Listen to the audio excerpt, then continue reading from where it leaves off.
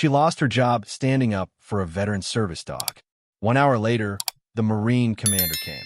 Maya Jennings never imagined that her entire world would tip sideways on an ordinary Thursday afternoon.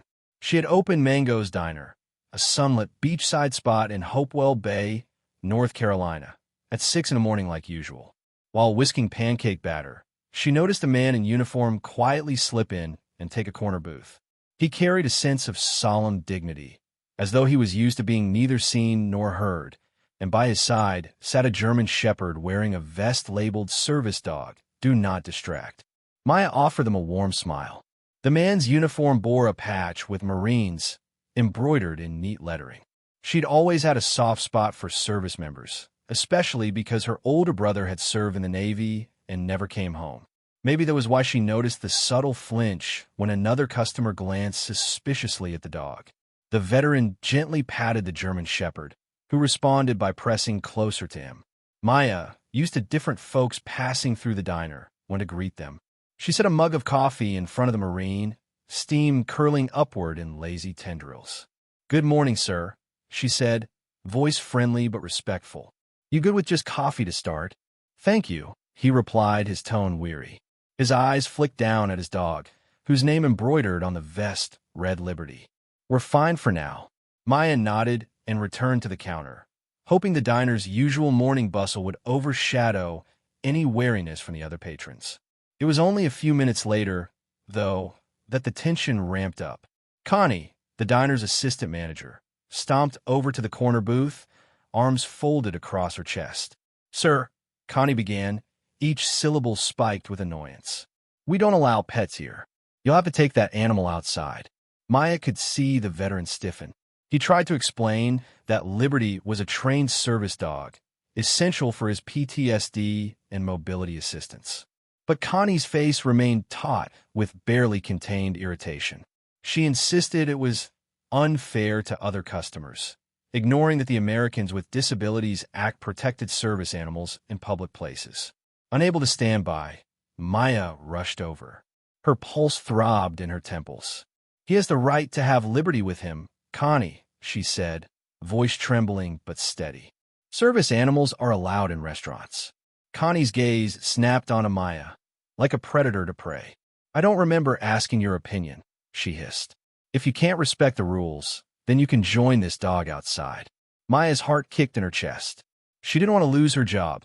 She needed every paycheck to help her mother cover the mortgage after her father's passing. Still, this was about more than paychecks. It was about doing what was right. Her older brother, James, had died in service, and she remembered how heartbreakingly alone he'd felt in civilian spaces that didn't understand him. She drew a deep breath, looked Connie in the eye, and said, "I'll leave too, if that's what you want. But I'm standing by him." The diner's morning crowd went silent. Silverware scraping on plates stopped, and the hiss from the grill suddenly felt oppressively loud. Connie grimaced with scorn. "Then you're fired," she said. Maya's heart lurched into her stomach, but she managed to keep her composure. She slid off her apron and placed it on the table. The Marine looked up, eyes shaded with surprise and gratitude. Connie shot him a victorious sneer. The customers, wearing expressions that ranged from sympathy to confusion, watched Maya as she turned away. Outside, the crisp ocean breeze bit at her cheeks. She glanced back at the diner, her workplace of 3 years, wondering what on earth she'd just done. She wanted to cry, but something inside her felt oddly calm. She had no regrets. For a moment, all she could think about was her brother, the letters he wrote from overseas, the dog tags she kept in a dusty box at home. She only wished that the road to doing the right thing didn't feel so painfully uncertain. Little did she know, her life was about to change forever.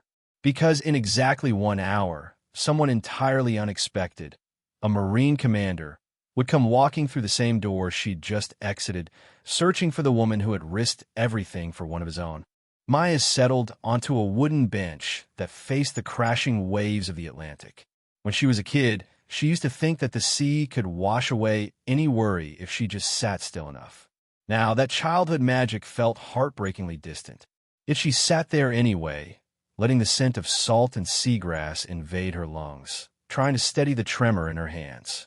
She pulled out her phone. A string of missed calls from her mother reminded her of the precarious balance she'd been trying to maintain.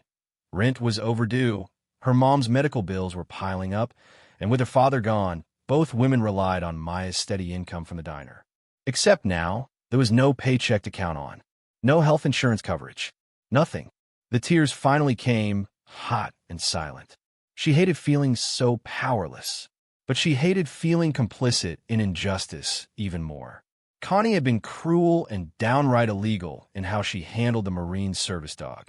Something deeper, maybe the memory of James, pushed Maya to speak up. Now that same sense of conscience had left her unemployed. She felt a presence beside her. Looking up, she was surprised to see the Marine from the diner.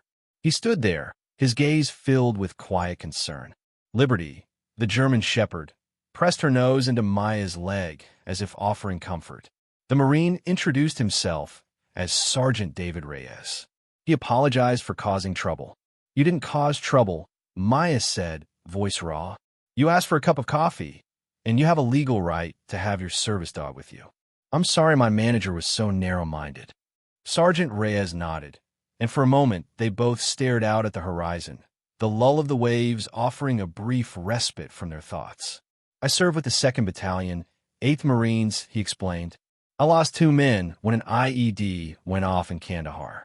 Liberty helps me cope with panic episodes when certain triggers come up." Maya felt a lump forming in her throat. "My brother served in the Navy. He didn't come back." The words spilled out before she could second-guess them. She'd never uttered them so openly to a stranger. "I'm sorry," Reyes said gently, his voice low and sincere. "I didn't know." The hush that followed felt oddly comforting, like they were two battered souls on a lonely shore, sharing unspoken sorrows. When Reyes finally spoke again, it was with a hint of urgency. "I don't know how to repay what you did for me in there," he began. "You risked everything just to defend me and Liberty. There aren't many people like you." Maya shrugged, though she couldn't keep the wobble from her voice. "I only did what seemed right, which unfortunately means I'm now out of job."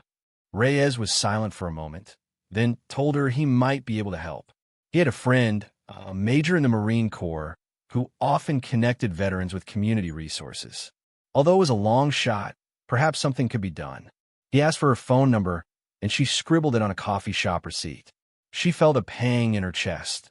The situation felt surreal, like she was bartering her last vestige of stability for some vague promise of future help. But truthfully, she had nothing else to lose. They parted ways, and for a few minutes Maya debated what to do next. Going home, telling her mother she'd lost her job, or maybe driving around, searching for a new gig on short notice. Her head throbbed with possibilities.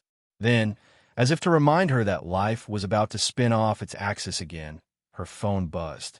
It was a text from an unknown number. "The Major is on his way to see you at the diner." She felt a pang of confusion. "The diner," she murmured aloud, standing up so quickly she nearly toppled over. Why was a Marine Corps major heading there? She tossed her phone in her purse, her pulse galloping. Part of her dreaded going back, seeing Connie's smug face, the pitying looks from customers. But the text implied urgency, and she owed Sergeant Reyes enough to at least find out what was going on. Unemployed or not, she wasn't going to run from whatever awaited her. The walk back to Mango's diner felt strange, like retracing steps she'd made just an hour ago. Only now she had no authority to be there. Curiosity and lingering humiliation battled inside her. Would Connie call the police if Maya stepped onto the diner's porch? Would the regulars stare, whispering about the fired waitress who meddled where she didn't belong? She squared her shoulders and pushed open the door. The smells of bacon grease and fresh coffee pummeled her senses, instantly catapulting her back in time. But the atmosphere was changed. An electric crackle hovered in the air, and a hush replaced the usual clamor of voices. Then she saw him, a tall man in marine dress blues, polished black shoes, a crisp jacket with medals glinting across his chest, stood by the counter. A small gold insignia on his collar marked his rank. Maya had seen it before, pinned on her brother's uniform in old photos, but never in person. This man exuded an undeniable command presence. He turned as she entered, a measure of relief crossing his face. "Maya Jennings?" he asked, voice echoing in the diner's unnatural quiet. Her heart hammered. "Yes. Can I help you?" The major introduced himself as Major Nathaniel Rourke, the commanding officer for Sergeant Reyes's unit. He explained that Reyes had called him immediately after the incident, distraught that a woman had lost her livelihood for defending a fellow Marine. Reyes thought she deserved recognition for her integrity. Connie lurked near the coffee machine, her expression a cocktail of fury and discomfort. The regulars gawked, uncertain whether they should return to their eggs or keep watching. Maya swallowed hard, torn between shame and an odd sense of vindication. Part of her wanted to slip out the back door and never return, but the major's intense gaze held her still. As a commanding officer, Major Rourke said, "I owe it to my men to ensure they're treated with respect by the community they served. I heard about your actions in support of Sergeant Reyes and your subsequent dismissal." He paused, glancing meaningfully at Connie, who shrank back. "I'd like to understand what happened from your perspective." Maya hesitated, then relayed the entire sequence of events. How Connie demanded that Liberty be removed, how Reyes explained it was a service dog, and how she intervened on his behalf. "I couldn't just watch it happen," she finished, her voice trembling despite her best efforts to stay composed. "What Connie did was illegal and wrong, and it went against everything I believe in." For a moment, Major Rourke said nothing. His expression was intense, but when he spoke, his words held a certain reverence. "On behalf of the United States Marine Corps, I'd like to thank you for defending Sergeant Reyes. If more people stood up like you, the transition back into civilian life would be a lot easier for our veterans." Maya's chest tightened with emotion. She didn't do it for medals or recognition. She did it because Sergeant Reyes deserved respect and dignity, things her brother James never fully received, even as he signed up to serve. The major cleared his throat. The Marine Corps has connections with local businesses that actively support service members and their families. I spoke with a friend who owns a small security firm in the next town over. They're looking for someone with strong ethics and a good head on their shoulders. I recommended you for an administrative role, if you're interested." Her mouth fell open. For a moment, she couldn't speak. She heard Connie shift uncomfortably behind the counter, but Maya didn't turn around. Instead, her thoughts spun toward that looming rent bill, her mother's hospital visits, the possibility that she could still make ends meet, and do so in a place that might value her principles, not punish them. Are you serious?" she stammered. I just lost my job an hour ago." The major nodded, as if acknowledging the bizarre timing. "Sergeant Reyes explained what you risked. He told me how calmly you handled everything, despite your personal hardships. People like you are hard to come by, Miss Jennings. The position is yours if you want it. They'll train you from the ground up." A swirl of gratitude and disbelief welled in Maya's chest, nearly choking her. "Yes," she managed, tears stinging her eyes. "Yes, I would love that." The major held out his hand, and Maya shook it, overwhelmed by a surge of hope. Applause rippled across the diner from a few regulars who had been quietly eavesdropping. Connie, red-faced, glared at the floor. Maya felt no satisfaction in her manager's humiliation, only relief that Connie's cruelty hadn't overshadowed decency in the end.